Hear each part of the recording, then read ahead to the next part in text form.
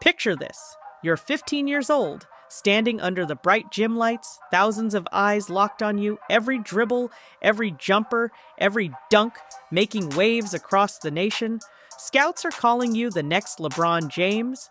Media headlines crown you the future face of the NBA, and your highlight tapes rack up millions of views overnight. That was the world Emoni Bates lived in. But what happens when that sky-high hype meets the brutal reality of pro basketball?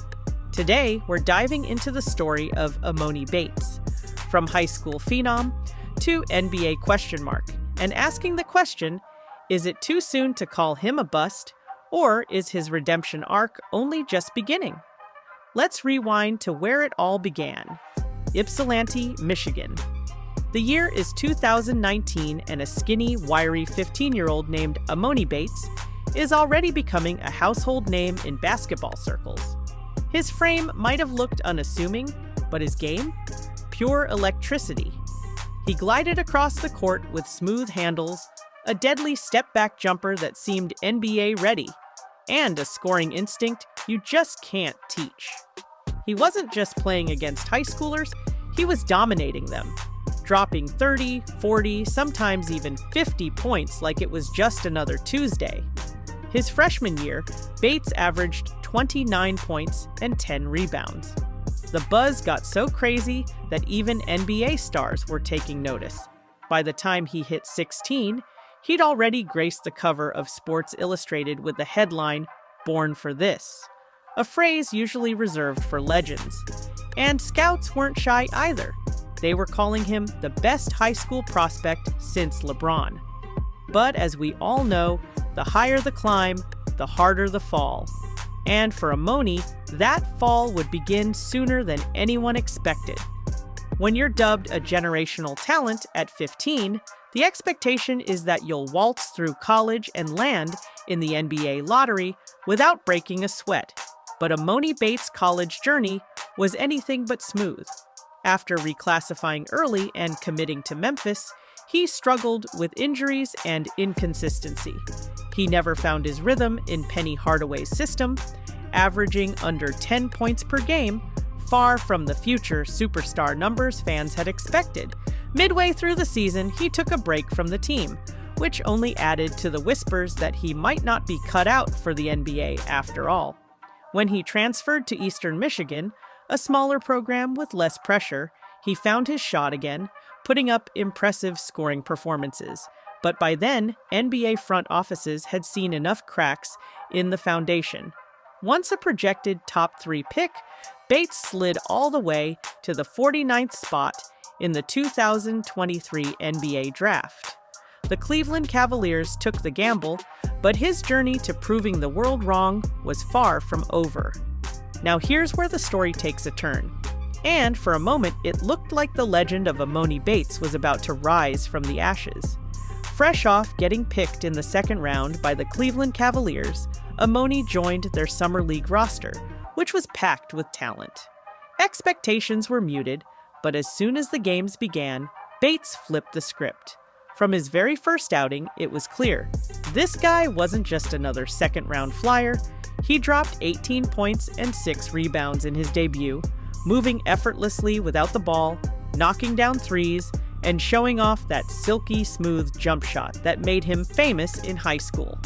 Against Memphis, he elevated his game even further, scoring 21 points on 7 of 11 shooting and sinking 5 three-pointers. And when the tournament hit the final stages, Bates shined again.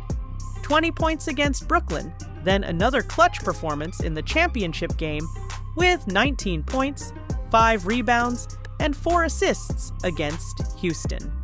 The Cavaliers won the Summer League championship, and Emoni didn't just ride the bench, he earned himself a spot on the All-Summer League second team.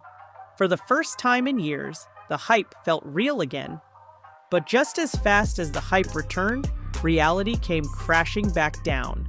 The Cleveland Cavaliers were a playoff-caliber team, stacked with experienced forwards like Max Strus, Isaac Okoro, and Karis LeVert. There wasn't much room for a developmental project, even one as promising as Bates. Despite a strong preseason where he led the team in scoring for 3 straight games, the minutes in the regular season were almost non-existent. Emoni only played 15 games his rookie year, averaging a disappointing 2.7 points and barely seeing the floor. But while his NBA box scores didn't turn heads, his G League numbers told a different story. Playing for the Cleveland Charge, Bates looked every bit the future star. He averaged 24.8 points, 5.1 rebounds, and shot a sizzling 41% from deep. He even dropped 38 points in a single game against the Santa Cruz Warriors, flashing the same unguardable scoring potential that once made scouts drool. The question wasn't if Emoni could ball. It was whether the Cavaliers could find space for him. As the 2024-25 season rolled around, many fans hoped Emoni Bates would finally break through. But the second-year jump never came. Once again, he spent most of his time in the G League. While his scoring numbers were solid, they dipped slightly from his rookie G League campaign, averaging 17.4 points, 5.3 rebounds, and 1.7 assists. Worse yet, his shooting efficiency started to slip. For a player whose calling card has always been elite shot making, that was a worrying sign. Bates only suited up for the Cavs 7 times that season, and when he did, he barely cracked 5 minutes per game. In a high-stakes playoff environment, the Cavaliers simply couldn't afford to give him the developmental reps he needed. The situation felt like a mismatch. Bates was too talented for the G League, but not polished enough for a championship-hunting NBA team. Stuck in basketball purgatory, his once clear path to stardom was growing foggier by the day. So why hasn't Emoni Bates broken out yet? It isn't because he lacks talent. The answer might just be that he ended up in the wrong situation. When you're drafted to a rebuilding team, you get the freedom to fail, experiment, and grow. Look at guys like Victor Wembanyama. Even a generational player needed time to adjust to the NBA's pace and physicality. But Bates didn't get that luxury. He joined a team chasing playoff wins, not developing young projects. And for a player who spent his entire life being the guy, taking every big shot, owning the offense, and thriving in the spotlight, adapting to a supporting role wasn't just hard, it was borderline impossible. Bates isn't a glue guy role player by nature. He's a volume scorer who needs room to experiment, to miss shots, to learn. That simply wasn't happening in Cleveland. Emoni Bates' future might come down to one simple factor: environment.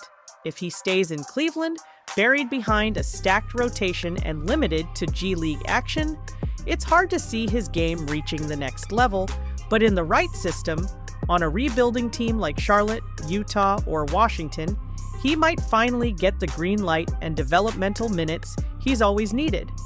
Bates is still only 21 years old, he's gained 20 pounds since his rookie year, and he hasn't lost an ounce of his confidence.